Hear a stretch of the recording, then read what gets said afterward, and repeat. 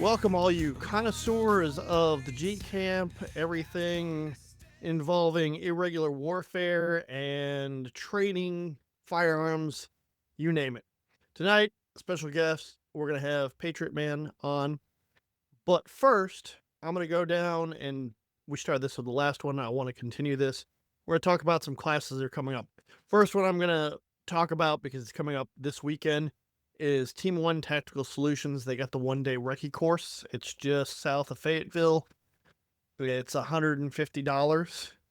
Then I'm going to go on to our great friend Brush Breeder. 17th of June, SIGINT is going to be in Montana.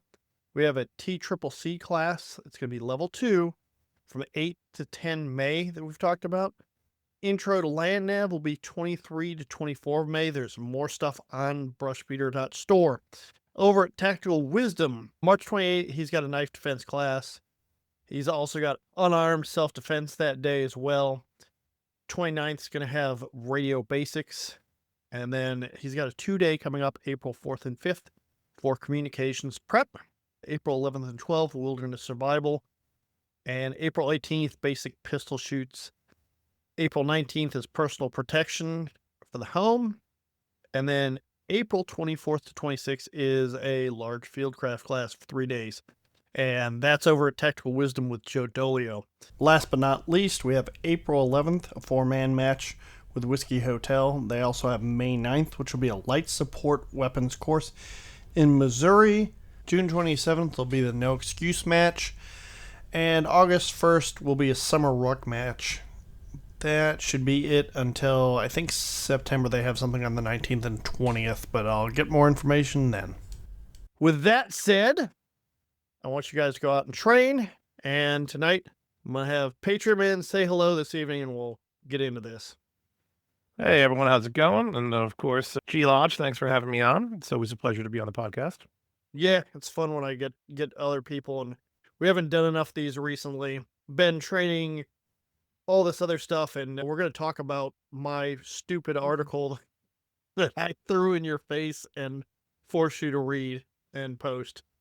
So You mean the 6-part masterpiece that I had to post? Yeah, that one. Okay. Yeah, that was phenomenal 6-part set of articles on drone warfare. So, and I want to caveat this because I did bring this up in the thing. I'm not an expert. I do not teach class. And one of the reasons why I started working on this is because there's a handful of people that do training on this. And I saw a couple things that I haven't seen on podcasts about drone warfare. There's like a drone warfare podcast on YouTube. It's fairly good, but it's entrepreneurs talking about drone warfare, which is kind of not the stuff that we talk to. But I know Scout's got his class. One of the instructors for West Hightower, didn't bring up his classes, and I apologize. I will do that next time. He's got courses that are coming up that he's going to go to that are about drone warfare as well. But there's a lot that I started researching into this subject, and I caught on to something that I think some people have an inkling of, which is obviously the advancement of drones, but how parallel it is to how our modern Air Force worked. And one of the things that you can tell from, I don't care if it's logistics, if you talk about Napoleonic warfare, Napoleon did the whole small units to harass large units and attack and then retreat, kind of like your regular warfare, but it quite wasn't that way, but it was the kind of a protoplasm of that. We're doing the same thing. What's old is new again. And I kind of caught a glimpse of that, and I deep dived the snot out of this. Now, this does not make me an expert. This doesn't mean that I found something that other people haven't found before. And this doesn't mean that I'm going to be on the right track. But I wrote these articles, and the first 3 are the evolution of tactics that are visible. And I want to caveat this because the Ukrainians aren't talking about their tactics, the Russians aren't talking about the tactics, and everyone is guessing, and I'm just guessing along with them. So keep that in mind.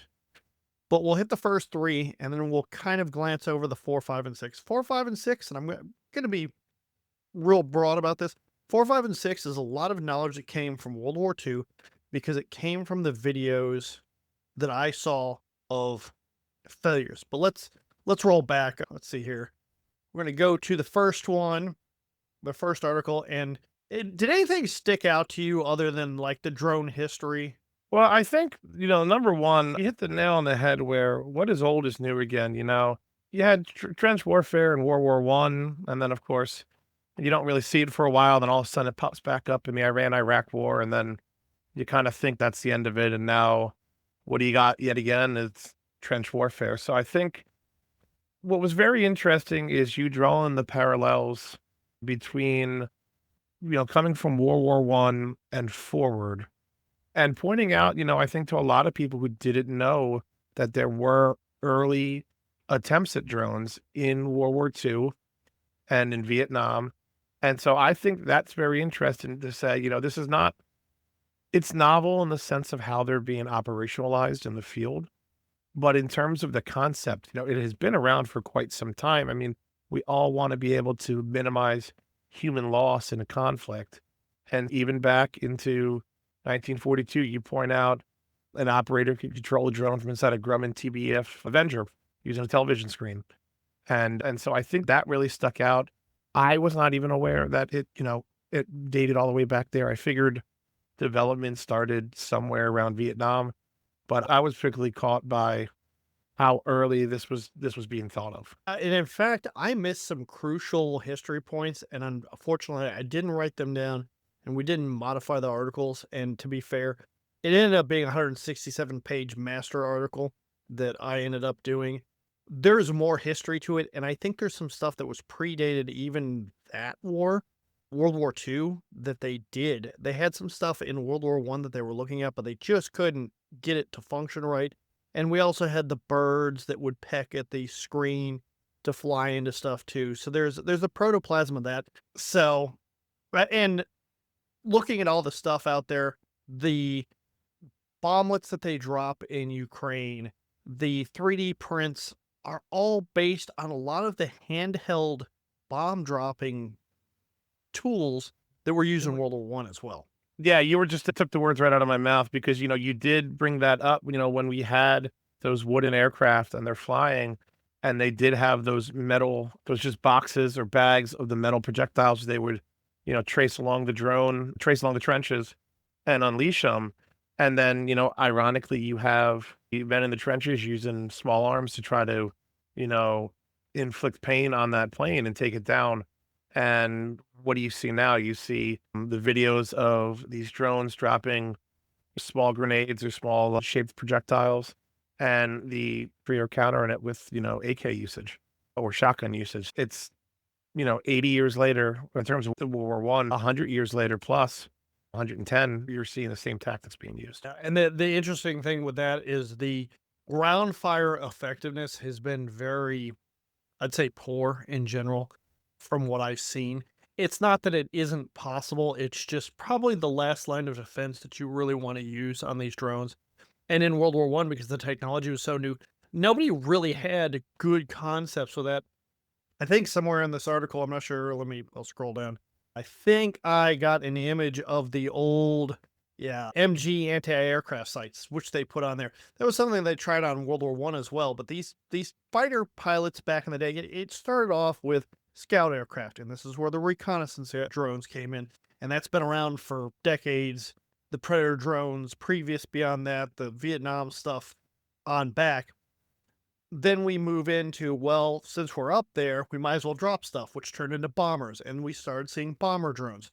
Nobody really wanted to get into the suicide bombing drones like the kamikazes until a little bit later, but that has become semi-effective. And that's where later articles talk about that more in depth, and we will hit that.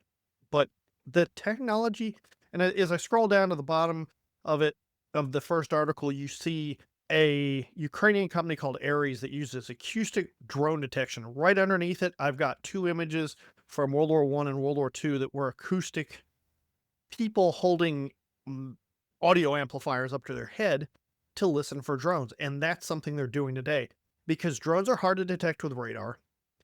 Drones are very low flying, and that makes it very difficult to hit. And add to that, even if you spot them, what do you hit them with? Yeah, it was a lot easier when it was a big plane target flying over the trench, even though it was probably at a higher altitude. A little bit easier to hit than and a little easier to hear than some of these drones. And that's not even getting into the EW side of that, which of course we'll touch on in the later articles. But yeah, I mean, it's very difficult. I mean, you can see footage after footage on Twitter of these drones coming in, and you're watching it in the FPV, first person view. The Especially early on when they weren't used to the drones, the enemy infantry reacting very late because they just didn't hear it. And Or didn't now I even know what think, it was. yeah, they didn't know what it was. So now I think it's become so ubiquitous that, they have a very finely tuned ear for it. And you see them react a lot quicker. And, the idea of them dispersing, or, some of the tactics that they've used to try to make it so that, not everyone gets hit at once. A lot of that is because they're starting to hear it because they know that it's coming. They know that it's loitering up there. Yeah, and that's something of interest. I know both the Russians and Ukrainians send small teams across the lines. That's why if you look at the war map, which I touch on later, the war map, it has such a large line of conflict because you can't really tell where these troops are. They've got people running out with flags to take a photo saying we took this area to demoralize the enemy who may be on social media looking at this. And this is the recent developments after I wrote this article was, I think, or this is the hypothesis of a lot of people, the US pushed the dial and said, shut off Starlink. And for those who don't go through the article, and I don't know if I touched on it heavily enough, Starlink's being used by both sides. Absolutely 100%. For a lot of the major reconnaissance drone systems, maybe, and the motherships, which I've talked about in there too. But when the Russians got shut off, all of a sudden Ukraine's starting to win. And we remember back in the day when Ukraine got their shut off because they were pushing into the Russian territory. And that's interesting how critical online technology that is so porous, such as Signal, such as Discord, is being used in conflict. Yeah, This and I think it's interesting to note that you wrote these articles. You wrote them back in January, really, and then I really didn't get them up onto the site until so all of these articles were written pre-Iran conflict, where Mhm. you've seen a proliferation of these systems, and you've seen, the Gulf states and the United States bring in Ukrainian anti-drone experts to, we are behind the power curve on this. And you even touch on it in one of the, I think maybe the last article where, you have, or maybe it was article 4 where you talk about, you know, the difference in the American mindset where they're building, a lot of these companies are building these big, heavier drones versus the light, nimble ones that we see being deployed in Ukraine, or even the Shahed 136s that are being deployed with great effectiveness by Iran. And so that's the other caveat with these articles is that you wrote all this and then Iran popped off. Yeah, and I got lucky, but it's also on the backs of a lot of experts. I want to bring up one of the quotes in here just to verify, like, we don't know everything we're talking about. It's going to be for sure. But this is from General Sir Douglas Haig, who was a British Army soldier in 1914. He says, I hope none of you gentlemen is so foolish as to think that aeroplanes will be usefully employed for reconnaissance from the air. There is only one way for a commander to get information by reconnaissance, and that is by the use of cavalry. And I feel like that is something the US military, especially in this Iranian conflict, has gotten into big time. They knew drones existed, they know the dangers of it, but I was watching recently enemy drones flying around American and even Israeli actual bases, and there's not one net up. Not one net. What Yep. stops these drones? A net. So much so that Ukraine has nets everywhere to protect the roads. And that's in, I think, Article 2 or 3 that I started up on. I'm going to go to Article 2 because I believe, yeah, I'm in Article 2. Let's start Article 2. Yeah, halfway down, you can see the anti drone netting to protect the roads. It's not that hard. It's cheap, it's effective. You can put it anywhere and it doesn't hurt anything. The only thing it's going to do is stop the birds. Yeah, exactly. And we haven't really gotten, that adaptation yet. And we're starting to see use of drones at the or unit levels, as well as obviously we're getting more used to using. I think we sent over like our first batch of this might be wrong, but maybe 50 or something of the kamikaze drones that we've built.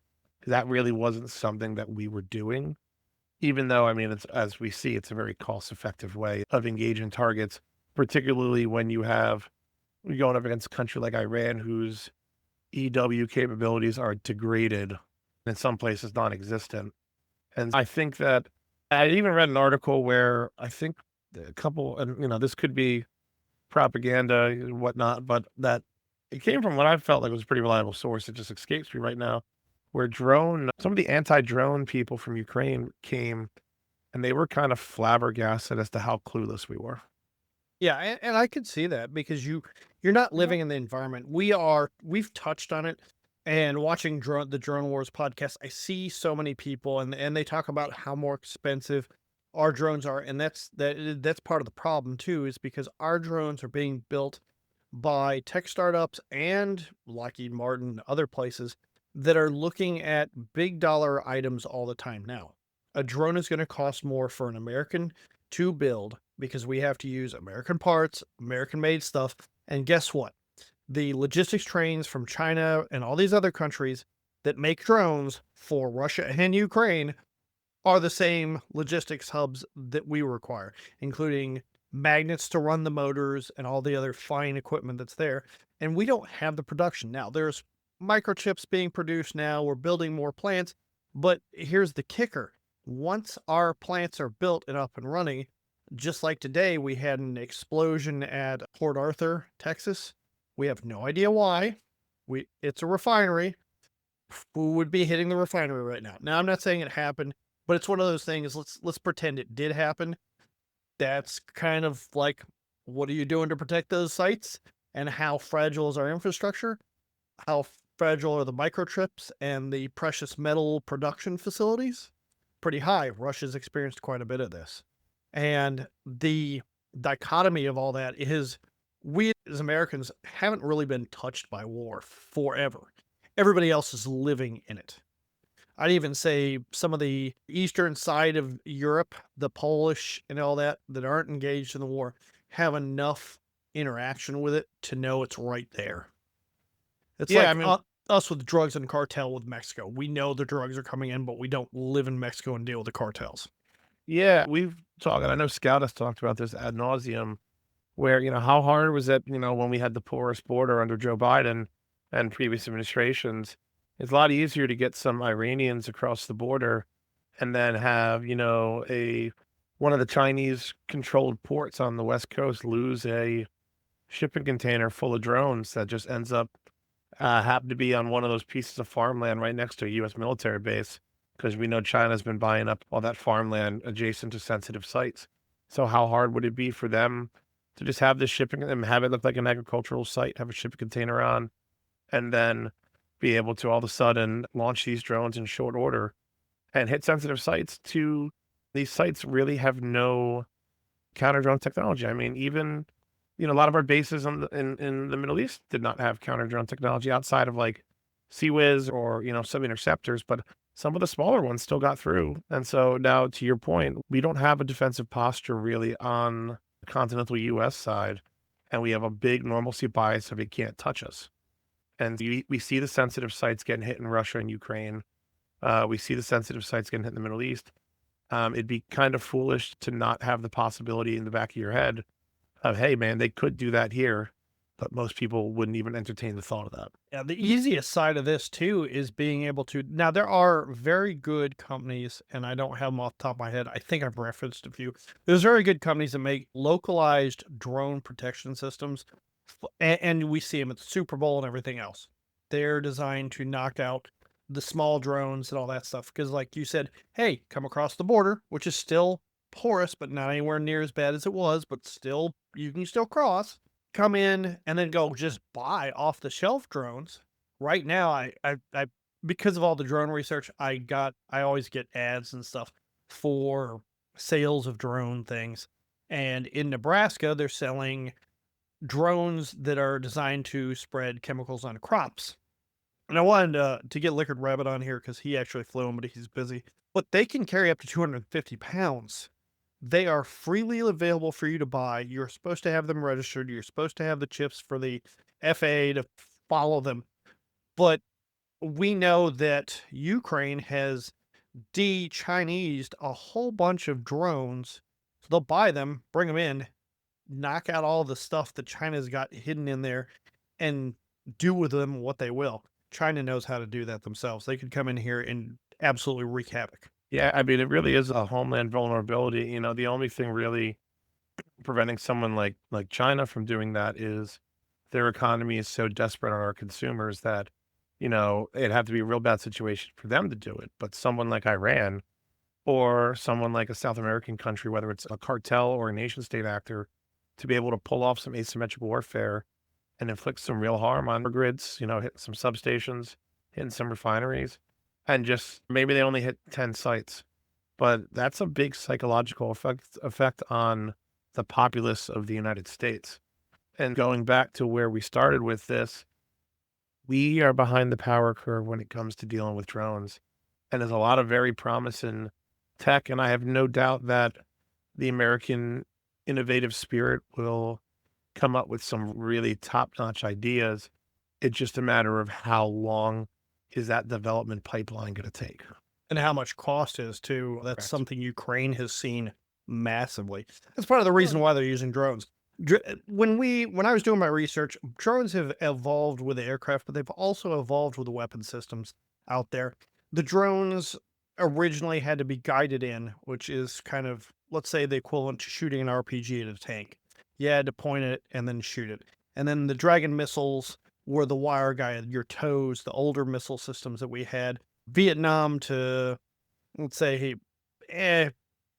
Gulf War era, all wire guided missiles. You'd shoot them, you track them into the target. Then we had other systems that they started working with too, which now have what's called pixel locking. Pixel locking is interesting that it puts on a very dumb, I'd say almost AI based, but it could be just computer processing stuff. They do have AI drones at this point, but it's computer processing that allows them to look at a picture, take a snapshot, and just make that picture bigger. So that'd be like you zooming in on a image on your computer. As it gets bigger, it makes it more pixelated because it's trying to extrapolate what it should look like, but it gets more squared off over time. And that's how the drone hits the target. So if you've got jamming and everything else, once you hit that lock button and you fire it off, it goes into the target. Easy fix to that though is sending up a smoke screen. And one of the key things that I've learned through some people that have been over in Ukraine area is there is a cycle of when they do battle, when they don't do battle, what they're looking for, and how integral SIGINT is for all this stuff. So they do a lot of conflict stuff during the day because they don't have enough infrared or thermal imagers on drones, and they don't want to lose those more critical components to the enemy. So they'll fly them in the evenings and the nights to watch for land incursions and stuff like that. But the real threat of all this is the technology jumps that they've had from directional antennas to motherships drones, where they put a big drone up that carries 250 pounds. They put a bunch of small drones up. They have a relay system to jump. They literally will fly a drone up high and release the small drones in a network connection and have those small drones hit targets. Yeah, to me, that's fascinating. And I think it stresses to everyone why you need to understand RF and radio and signals intelligence, which again is another plug for Scouts, Yeah. Rush Peters classes. You and I have done a lot of work with radios and SIGINT there, including, individual drone detection devices, which he sells on his store. And so I think understanding those concepts of how to get the most out of a signal and how to not only detect signals, but now that you know how to detect them, how do you hide your own? I think that's really key because it allows you to use these things like a mothership drone or use these or setting up some kind of repeater system. It's interesting that I got to take a look at the county drone that my sheriff's office uses. And the operator it's a big boy and it's got infrared and night vision capabilities on it. Expensive as all hell. And the operator can operate it up to a mile away, but what it can do is it can pass the control to another operator. So let's just say you're 2 miles away. I fly the drone a mile. I pass it off to you. You can fly it the mile to you and then a mile past you. And so it's almost like if you replace that individual person with some kind of repeater system, I'm assuming you could have something work very similar to that. And instead of you passing it to another person, that repeater that's in the distance is repeating the signal coming from the original broadcast, and it's so on and so forth down the line, and be able to really stretch the distance that these drones can operate. And that can be the advances of that, and the technology that both sides are doing that right now is just extraordinary. How they're doing it, even without the resources of Starlink, they are using motherships with Starlink to get connections to smaller drones that they're jumping off from too. It is very, very interesting. One of the things that I did want to bring up, and it was a little previously in the article, is how these drones are actually affecting things and where are they most effective and where they're least effective. And we can look at helicopters for a lot of this, because helicopters have basically three spots they like to fly.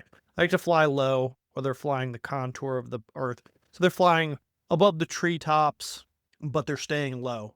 Low level flight for them is kind of like a Cessna flying along. They're just cruising along. They're not expecting threats. The contour means they're getting close to threats. And then they have a thing called nap of the earth where they fly, say, down roads and stuff like that.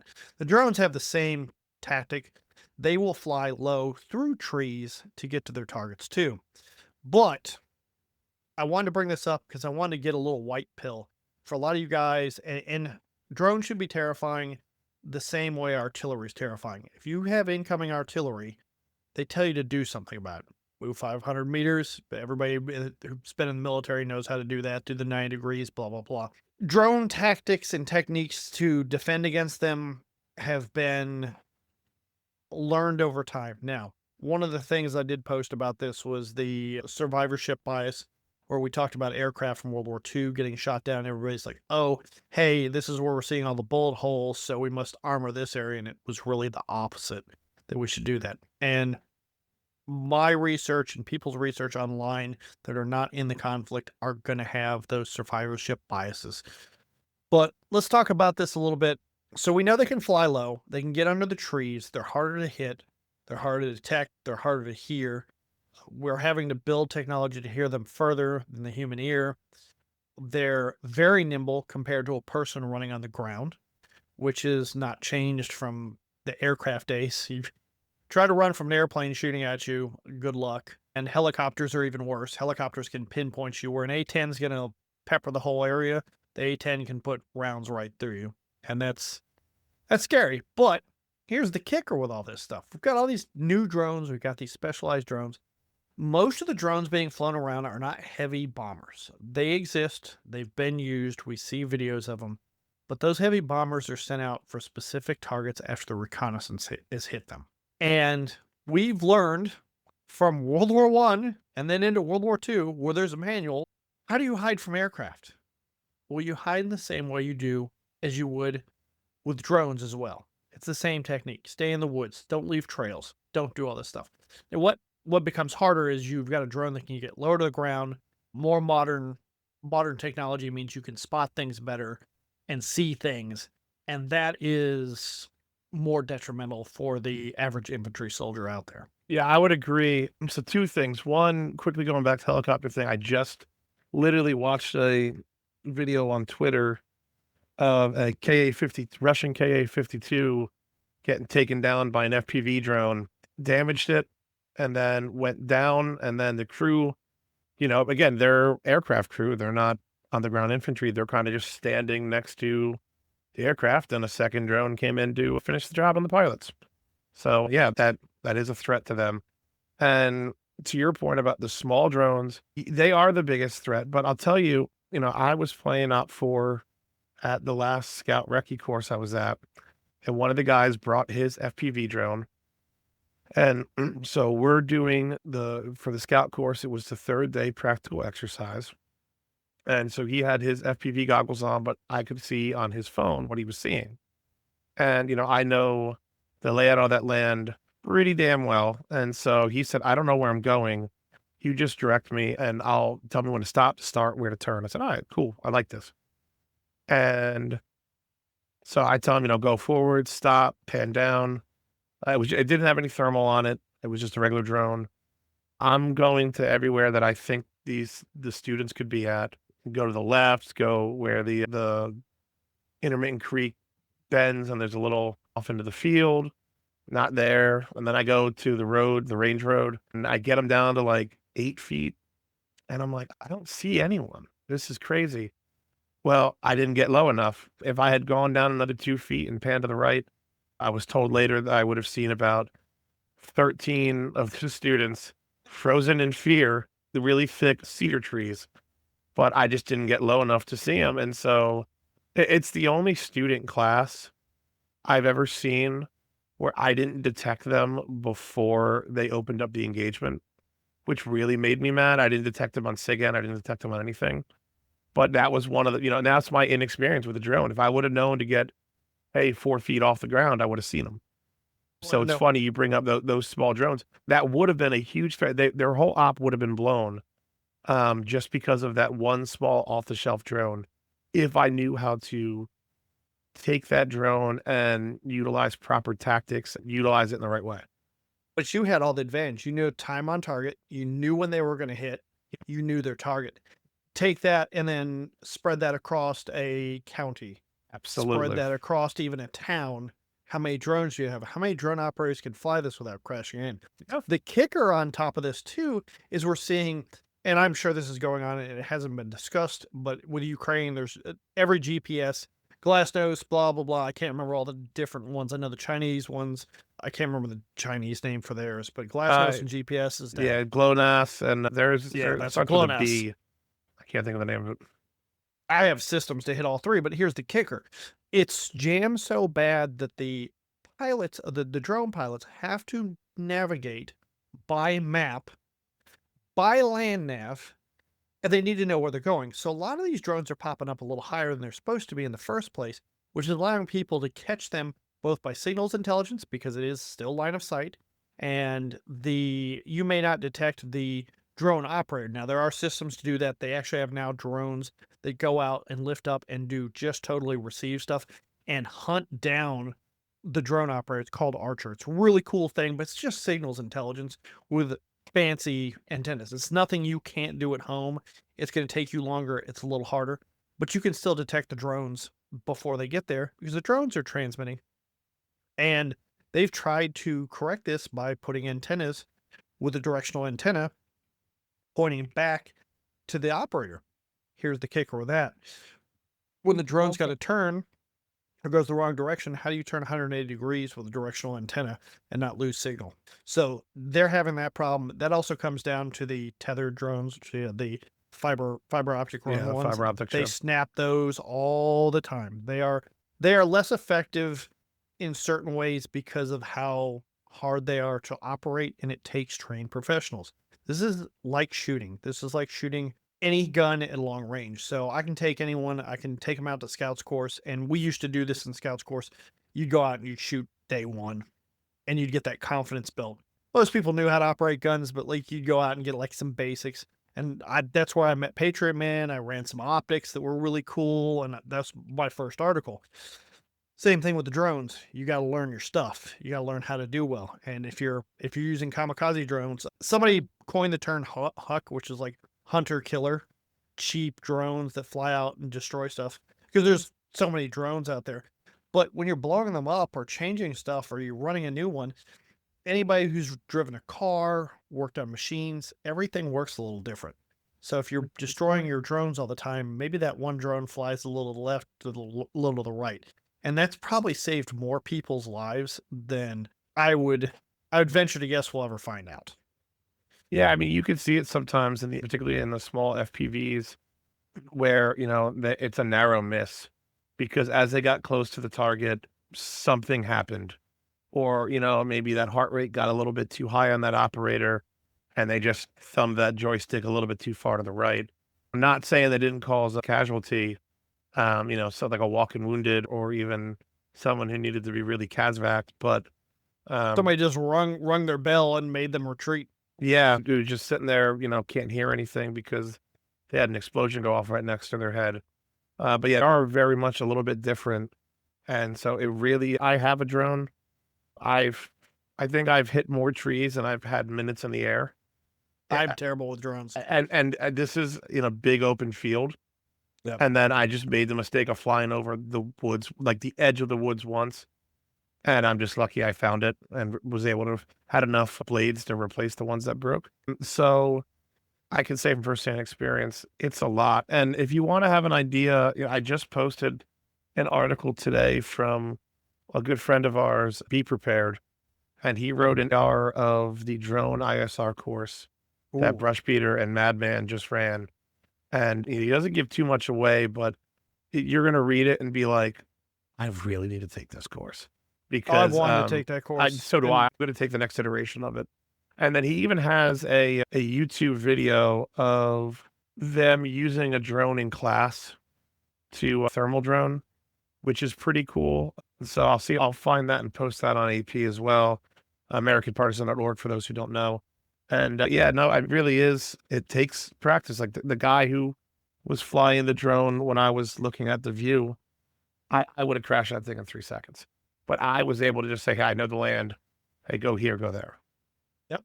So I'll go over a couple things real quick just at the end. There are things called Dragon drones now, which are flame launching drones. Those are to kill they're used to burn through the netting. They're also used on bunkers systems. There's a shortage of explosives, obviously, in Ukraine. For both the Ukrainians and the Russians, they are coming down to the point that they're dropping landmines with drones. The enemies of whichever side are going up, picking up landmines because they watched them get dropped by another drone, disarming them, repurposing the explosives and putting them on drones.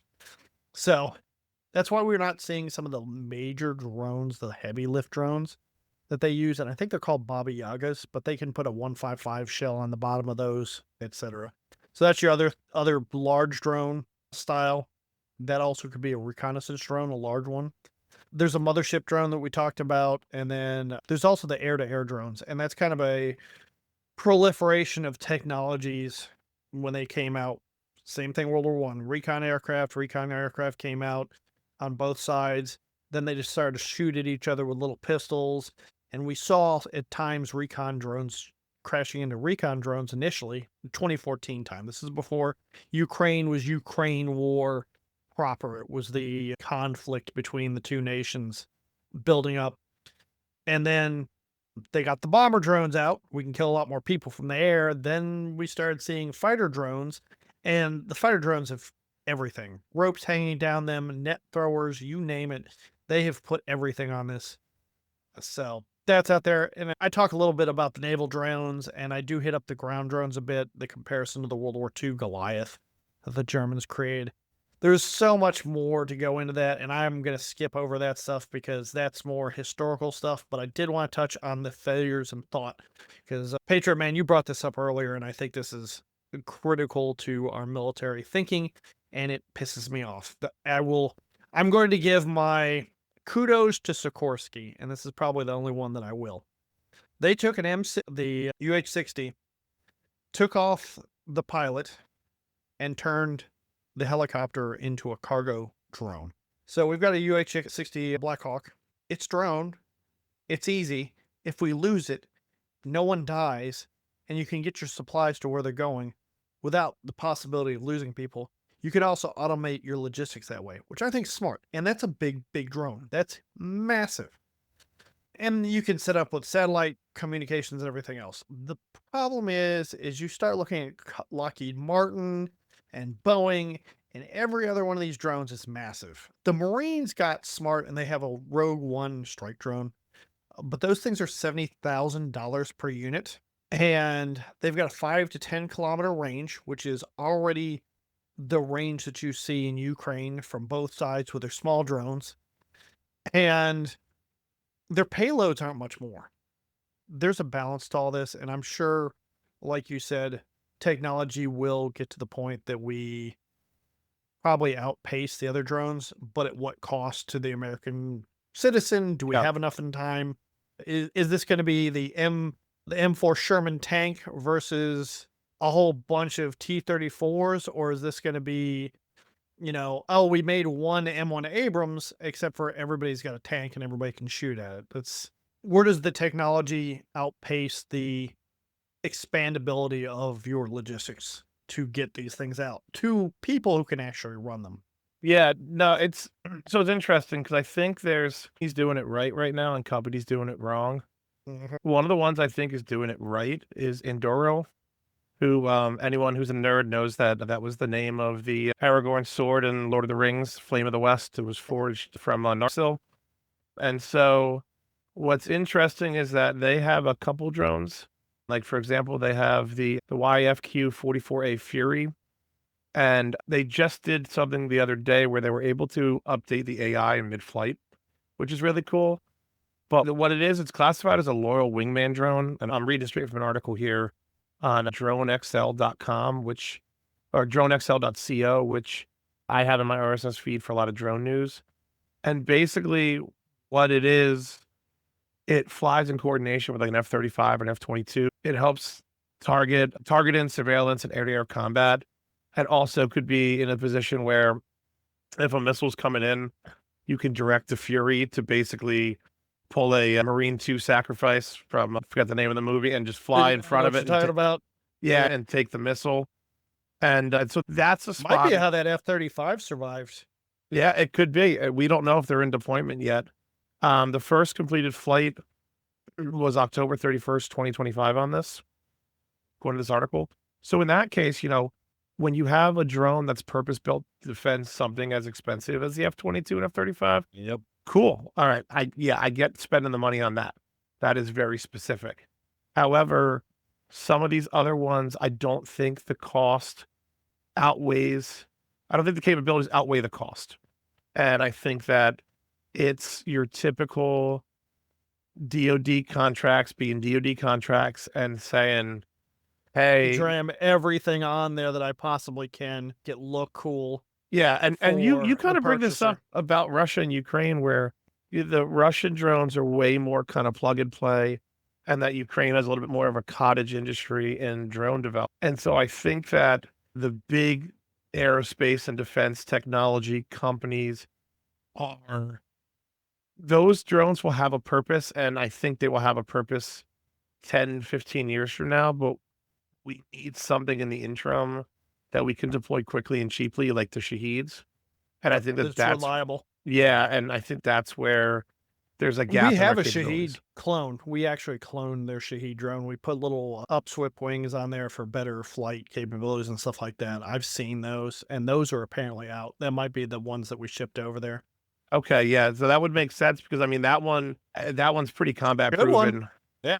And we've got enough on the ground. Ukraine's seen enough of those, and Russia shot them all over the place that it would have taken nothing to be like, hey, I will pay you for all the Shaheed information, and here's money and ammo and guns and artillery. So, Yeah, I mean, hell, we airlifted a Hind Mi-24 Hind helicopter and brought it back just to to the find United out how States. shit it was. Yeah, so like, yeah, it's ain't nothing for us to go over there and be like, yo, you want that next package of Ukraine aid to go through?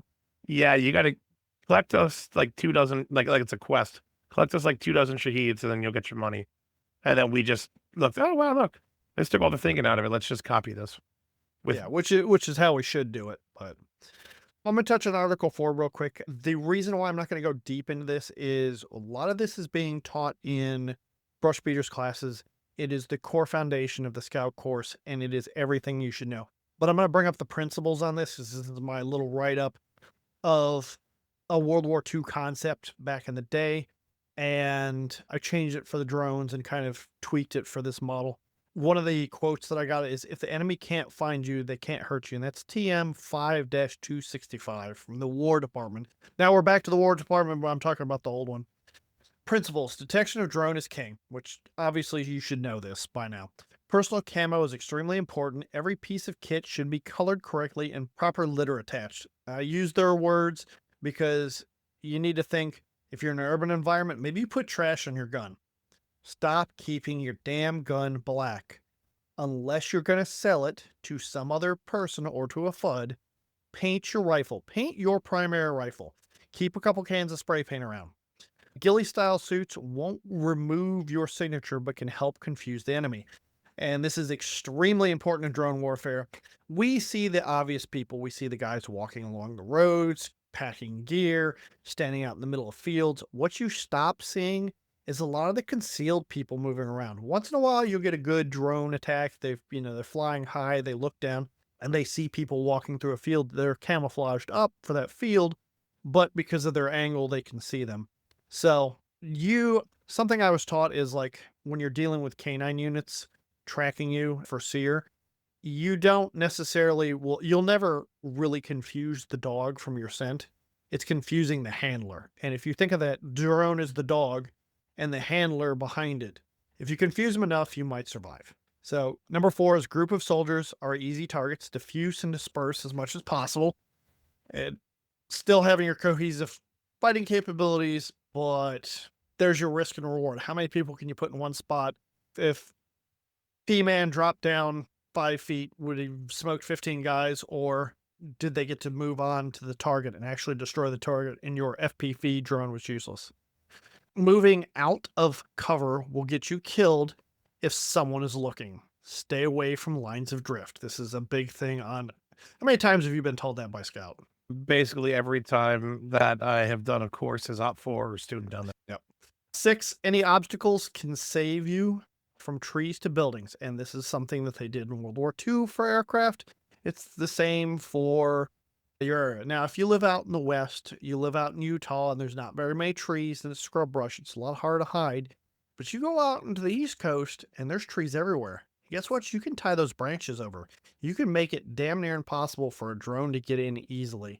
Maybe they can drop bombs into the trees, but maybe those tree limbs slow that bomb down enough that it air bursts high enough that it doesn't kill you or doesn't throw the shrapnel as badly into you.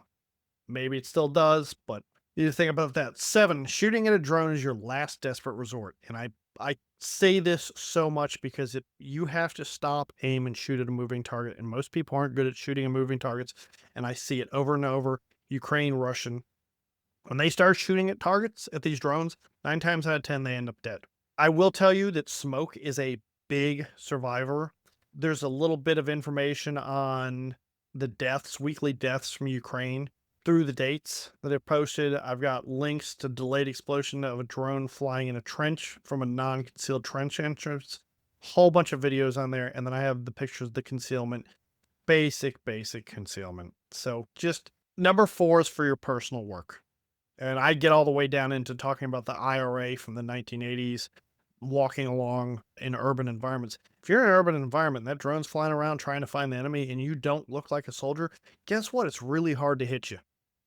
Now, they may just indiscriminately hit civilians, but maybe pack your gear and put it somewhere and then go out and do whatever you need to and come back. And that's something I've seen the Ukrainians do to the Russians behind enemy lines.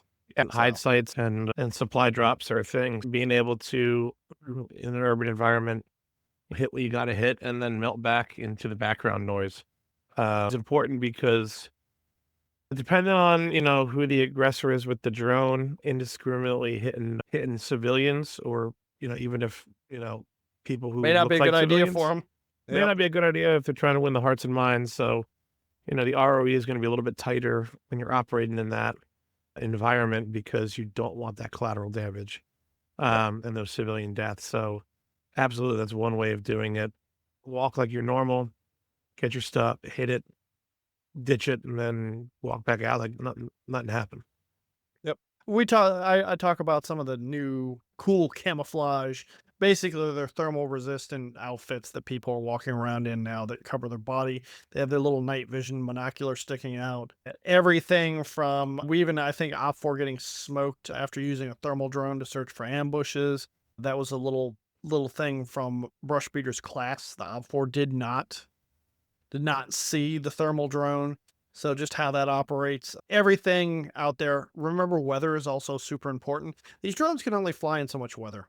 I don't care. And unless you get into Predator drone style setups, and they even are at the mercy of the weather's prevention of seeing things. You got enough rain, you got enough storms, you got fog that can prevent you from dying.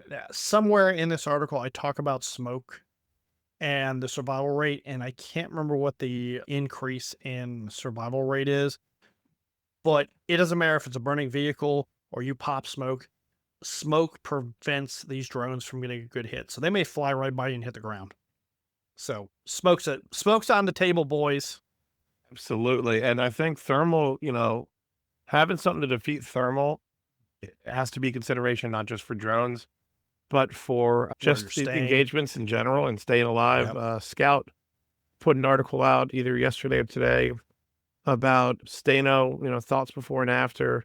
And he talks about how more and more the thermal market has come so far that it's almost getting to the point where having that thermal clip on is becoming absolutely necessary for your weapon. And then the fact that more drones are coming online with thermal capabilities, you should definitely have some ability to mitigate thermal signature, both against small arms and drones.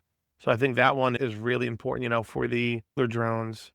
The ghillie style suits will help, you'll blend into your environment. As long as you're not moving, it's going to be hard to see you. But absolutely, people need to think more and more about being able to counter thermal. Thermal has become way more ubiquitous in the field. You see it a lot more, and more people have it, and more drones are coming out with it. And so, you need to address that if you're talking about how to defeat drones. Having something, even if it's a GI casualty blanket that is camo on one side and Mylar lined on the other, and in a pinch, you just throw that over yourself and dive under it as something, anything to be able to And it defeat the thermal. works. Yep. Brushbeater teaches this. Joe Delio has a whole thing on making hides for that. It is something that I've seen in a lot of the conversations on this. The ghillie suit will heat up over time, but this is where I step back and say you need to confuse them long enough to do whatever you're doing. Ghillie suits will mitigate your thermal signature to an extent. You'll still stick out, but if you're in the shrubs in a ghillie suit, you don't look right. And it may be that moment where they're flying by, they don't see something, but they're exhausted. These guys, from what I've been told, are running long hours. And one of the worst things about drone warfare is you're sitting and looking at a screen, looking for detail Yeah. all day long, and it is stressful, time consuming, and people burn out real hard on this. It's a different kind of tired. I sit at an office for my day job, staring at Excel spreadsheets and data and analysis. And I would never compare me being exhausted with that of someone who's swinging a sledgehammer all day. It's a different kind of tired. Your eyes, your brain from Right. constantly looking. And remember, they're concentrating pretty hard, trying to spot minute details. So even though you might have this GI casualty blanket on you and it's not perfect, they're just flying by and they just see what looks like just some spurious heat emissions. They might just be like, it's not worth my time. It's a small foot out from underneath. It looks like a small rabbit sitting on the ground. It's a rabbit, Yep. and they're off. And if they're trying to cover, hey, I got to do an entire patrol of my A, and, it might take me 4 or 5 flights, depending on how big the AO is and how much battery I have, capability I have on the drone. Is it worth me to double back and really focus on something that just doesn't look like anything out of the ordinary? I'll come back and check it later. I'm tired. The next drone operator get, and this is the stuff that kills you in the military too. Lack of attention to detail and complacency. Yep. And that complacency will keep you alive from the enemy if they're complacent. I would say most of Iran's government was complacent before the war, and that was so telegraphed. Short of a naked man standing on the sidewalk with a sign telling you that it's about to happen, you couldn't have gotten more obvious. Yeah, I mean, again, the normalcy bias of, well, Israel's never never done done it anything. before, so they don't have that capability. Meanwhile, I've been tracking them via traffic cams for, basically over a decade, plus all of the long-term on the ground sources that they developed. Yeah, complacency and normalcy bias is a big killer. And so, and then like you said, the fatigue, man. Yeah, these guys there's not a lot of skilled drone operators out there. I mean, I just saw an article of a community college in New Jersey that has an incredible drone program. including they just started with counter drone courses taught by two experts in the field, both of who had worked, I think, at some point for the Department of War. But they're like one of 5 in the country that have like this specific set of capabilities. And just say even a fraction of that picks one side or the other. And sure, they can teach people 100%, but you're still dealing with very few number of people who are able to effectively operate these things, which means long hours of them using it.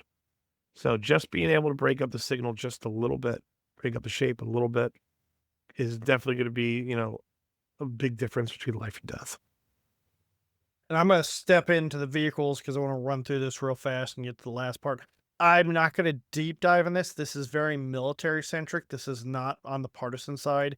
There is everything from quartering parties, which you probably never heard about, but that's the logistical side of setting up small areas of operation, to motor vehicle officers and drivers. And that comes from the manual. It's been modified to my thoughts. It's also, I've brought up stuff that they posted, like tapes and wires to create roads that may need to be modified for the environment. That's something that you'll have to look at, because sometimes you want to, specifically in here, they talk about putting up fake sites as well, which is something I don't see Russia or Ukraine doing, mostly because they're probably exhausted, and they're doing fake sites is a very difficult and time consuming task. But it works. We saw it work in World War II. It's not hard to make little Raspberry Pis that will put out spurious transmissions that you'll never receive on your own network, but look like a whole battalion's chit-chatting. It exists. I talk a little bit about deep, close, and rear operational frameworks from the military side and some of that stuff, where you should drive with your vehicle, where you should park your vehicle, how you should park it. And I've touched a lot of different areas. I don't know if I got everything, but the manual itself, you can look up. They touch everything from desert areas, wooded areas, fields, all that information. And this is something that comes back. I will hit the partisan thing up real quick. This is my own thought processes, having dealt with some of this stuff and learned about it. Partisan parking is going to be one of those things that you may be in, let's say you were in Ukraine, or God forbid, one of these poor countries is getting sacked right now, and you decide to fight. There's cameras everywhere. We know about the flock cameras. One of the things that I put out there is Colonel Panic has little trackers that check on flock cameras and everything else. You can defeat cameras by the same way we were just talking: fatigue, not being obvious at what you're doing, and doing pre-reconnaissance. That's the huge thing. Where am I going to park the vehicle? How am I going to make it look like it's supposed to be there? How am I going to get out to my AO or whatever location I'm supposed to go without either being spotted or looking weird? Where do I put the supplies? Do I pre-drop the supplies? Do I bring the supplies in? All that stuff. I did a little section on that. I've had enough experience with it. I've seen it work effectively and fail. And there's also the cover for action, which Wes Hightower talks about in his courses. I've heard Brushbreeder bring it up. I'm sure Joe's brought it up as well. There's a lot of stuff that you can learn over time without going to war. So that's there. And the other thing I wanted to talk about is armor can survive. I posted all this stuff. There are armor killing drones out there. The reality is a lot of we're going to hear this forever. Oh, the M1A sucks. Oh, it's just an export model. The Ukrainians didn't use it right. The Ukrainians used it right, but it's a piece of shit. Blah, blah, blah, blah, blah. The reality is a lot of these Abrams survived the drone strikes. And some of these drone strikes, 10, 13 drones hit the Abrams. And what they got was a mobility kill. But a lot of those units got away. And a lot of the armored vehicles, same thing. Not only that, they might catch fire, but they weren't killing people with a fire on side. Maybe the tires caught fire and caused a whole bunch of smoke. The people got out, hid in the smoke, and got away. You can survive drone attacks, because not every one of these drones, and even the ones that were the specific ones we're making for the military right now, not every one of those is a tank killer. You can't always build a explosive package that disperses shrapnel and penetrates a tank. You got to get a bigger round for that. Yeah, the one interesting thing I did see, and it was pretty devastating, was a Russian FPV drone that was waiting for Kinnaid Bradley to drop its ramp, That flew right in. and that bitch flew right into it. Yep. And you're talking, that's what, a minimum of 8 to 12 casualties right there. So there's that aspect as well. It really made Ukraine have to think about how they're doing dismounts, which is They were something, doing it to the Russians. I saw the exact opposite video of a Russian vehicle doing the same thing. So yeah. So see, it's they're smart learning. operators. Yep. Yep. And so that's where really on the ground side, I see a lot of it. But you're right. A lot of it is mobility kills, and it makes them nervous. And that some of that is unique to Ukraine because it would be like the equivalent of us blocking a roadway with a big ass tank roadblock. Yep. For a lot of these, when they were going across open fields, they had routes they knew were clear for mines, and then they hit the lead tank or vehicle and disable it. And then in the beginning, those other vehicles would squirt away into the fields and just get obliterated by mines.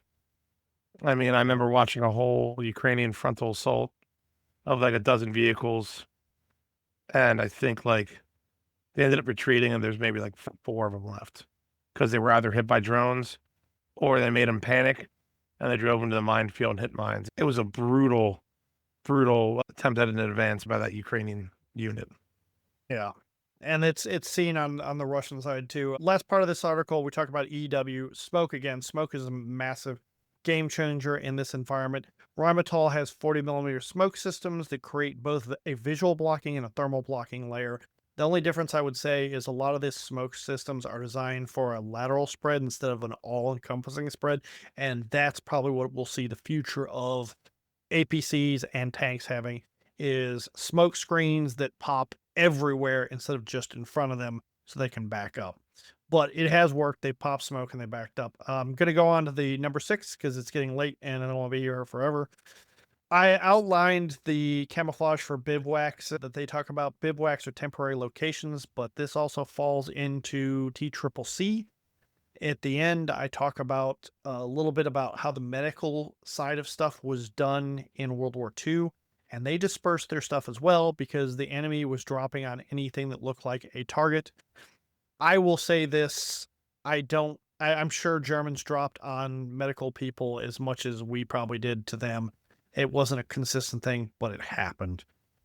So nowadays, medical people are a legal and lawful target in almost every one of these conflicts. You need to disperse. There's a whole thing on how World War II hidden medical facility and triage system. I think it's super important for you to think about that, including a clearing station, which you have a blackout where you drive the ambulance in, blackout area, and then they bring them in and do all the stuff that they need to move them on for better health. Yeah, and I think it applies to supply points as well because, we're talking about, if this is a war of attrition and, we want to degrade the enemy's capabilities so that they could shoot less things at us than we could shoot at them. The same concepts you talk about with dispersion could easily be used for supply. You talk about this in the article about how you may want to have several different supply caches. I mean, I saw the Russians were particularly bad at this. The Ukrainians were hitting these large either fuel dumps or munition sites, and the Russians just kept putting them all in one spot instead of spreading Russians are legit. Somebody made the point that the only reason the Ukrainians haven't lost is the Russians are worse at it. And during the start of the war, I thought they had a good chance of winning because they had a good train system to get in there. And Russians are a train-based system. That's how they do the logistics in their region. And it's effective, but the Russians also don't run on a lot of logistics. They're very light on logistics. They like to hit hard, but they won't pack food. They won't do a lot of other stuff. Now that the operations have extended for so long, we talk about in the bivouac about food preparation, how to hide that. One of the big things that is brought up in this, and I was talking to Liquored Rabbit about specifically, was how do you hide your poop? Because your poop produces a thermal signature, and that's important. Because he was talking about the sanitary side of it, and I was like, hey, this is a problem that you also have to deal with. Yeah, 100%. Yeah, and there's videos on Twitter of even a guy like getting out of a trench and taking a piss on a tree and showing that, that stays. He showed a heat signature for like 20 minutes. Yep. And so even something as stupid as that, like you'd much rather dig a hole or a little spot and take a piss in that as opposed to just on the ground or on a tree because it was very obvious. Hey, look, even if I couldn't see you, hey, something's here. Yep. And I touch on bivouacking in the snow from the book, evacuation stages, which are important. Desert hiding stuff, they actually used to dig pits and then put the tent in the pit and then put a cover on top of it that was very hard to see because of the aircraft. That's something that you may have to do out in Utah, Colorado area. So there's a lot of stuff there. I'm not going to hit everything. The one thing I will say is if you're in a building, and this is a big issue for both sides, that they would go into a building and drone warfare has gotten to the point that both sides just send drones into every building they can hit and either fly it in or explode the building. They don't care. But a lot of these buildings get damaged, destroyed, and then they're reoccupied because there's nowhere else to hide. When they Yeah. reoccupy it, they start making lines of drift, they start moving trash out of the way, and that exposes them. And the drone the drone operator who's flown over there 10 times sees something new. That also goes to the vehicle article I did beforehand. I think I showed where drone flies in a front door of a big barn, and there's 5 Russian vehicles just sitting there. And it's like, you idiots opened the door, moved in there, and you left the door ajar, which probably wasn't ajar, and it was a perfect spot to hide your vehicles. Perfect spot. But you did the wrong thing. You were lazy. You didn't check stuff. This is something Wes's Hightowers class on security was so important. He's like, when we went into buildings as Green Berets, they would mark where everything was. And then when they left, they pulled off the painter's tape and they made sure everything was back where it was supposed to be. This has to happen when you're in an urban warfare environment. And both sides have failed. Both sides have learned. Unfortunately, the conscripts keep getting churned out and sent to the front lines, and they don't know this. Yeah, well, the rate of attrition is so high that, it's getting really hard for them to keep their experienced guys. They're kind of NCO core to relay the information back to the conscripts. Yep. So all these articles are on AmericanPartisan.org.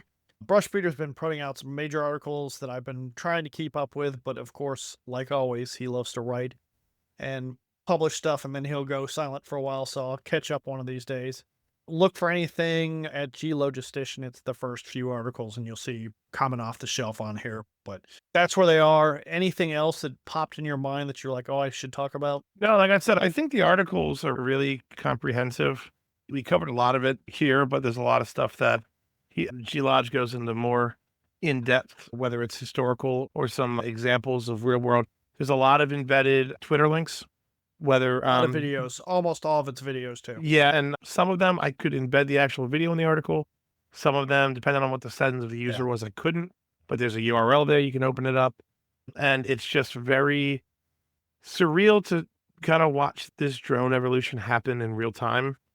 And if we don't take the lessons from what we're watching, we are going to be at a major disadvantage, not just at the level of the U.S. military, but at the level of the prepared citizen, prepared group. And so you really have to kind of get this concepts down now. And if you can get a drone, I would suggest getting one, understanding its capabilities, even if it's, you're not going to be, drone racing through buildings, but, you could be sitting in your house, you open up your back door, put the drone out because you heard some commotion down the street. The drone flies up just above roof level, able to look down either side of your street, see what's going on, and then land it, bring it back inside. I think it's slowly Exposing becoming yourself without exposing yourself at all. Yep. Reconnaissance without sending somebody out to die in a maybe riots. Maybe you're in an urban environment and you just go up to the top. You're like, I don't know where this riot's coming from. I hear them. All these people coming by. Are they burning stuff up the road? Am I in danger? You don't have to put bombs on drones. I talk about it because it's the military aspect of it, but the reality is drones don't have to be offensive. They can be extremely defensive and legal. So, last thing, I'm going to make a prediction because I made predictions in this and I want to do one on the thing. I believe the next iteration of drones will be faster drones that are probably jet propulsion drones that are cheap, effective, and more like the missiles that you see today. But they're all built on common off-the-shelf components, and that's where I see them going. I've seen this with some of the Russian Shahed style drones that now have jet engines, which are model jet engines. So they fly faster than the propeller driven ones, but they're not hitting like missile speeds in the Mach range of stuff. So I think that's going to be the next iteration. I think it's going to have the same packages of technology to target stuff. And then after that, we'll see another iteration of a mothership drone that sends off small attack drones that may be jet powered or maybe they're just propeller driven or glide bomb. So that's my guess. Yeah. See how wrong I I can am. see that. I think my guess is, my prediction is going to be that in the next 12 months, you're going to see a rapid increase in our counter drone capability. And I think you're going to see, and this kind of terrifies me a lot more, autonomous targeting.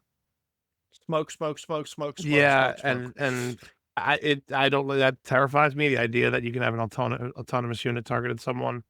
But I feel like with the big recent push for AI, that's going to become a focus. And to be quite frank, we really don't have a choice except to go to some of these drone units, drone technologies, because our ability to get rare earth metals is restricted at the moment.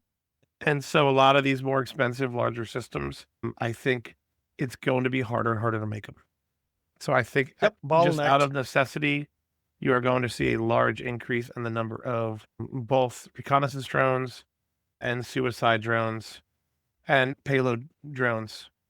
Payload drones are the most dangerous in my opinion because they are always co-opted by a good reconnaissance. You'll see suicide drones go out and fly around and they'll come back and land. Side note, a lot of people die because they are setting weapons on drones, explosives, and mess up.